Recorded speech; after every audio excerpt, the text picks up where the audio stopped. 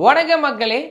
SBI clerk prelims எக்ஸாம்ஸ்க்கு என்னென்ன கொண்டு போகணும் அப்படின்னு கேட்டிங்கன்னா, ஃபர்ஸ்ட் ஒன் நம்மளுக்கு அட்மிட் கார்டு. ஸோ இந்த அட்மிட் கார்டு எக்ஸாம் முடிஞ்சதுக்கு அப்புறம் நம்மகிட்டே கொடுத்துருவாங்க. ஸோ இந்த அட்மிட் கார்டை சேஃபாக வச்சுக்கோங்க. மெயின்ஸ்க்கும் நம்மளுக்கு தேவைப்படும்.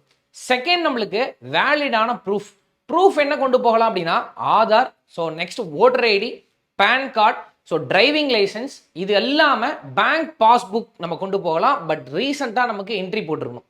ஸோ இது எல்லாமே உங்களுடைய நேம் கரெக்டாக அட்மிட் கார்டில் மேட்ச் ஆகிற மாதிரி இருக்கா அப்படின்றத கன்ஃபார்ம் பண்ணிக்குவாங்க. நெக்ஸ்ட் ஒன் வந்து பார்த்தீங்கன்னா, நமக்கு என்ன ப்ரூஃப் கொண்டு போகிறோமோ அதே ப்ரூஃபோடைய ஜெராக்ஸும் நம்மளுக்கு ரொம்ப ரொம்ப முக்கியம்.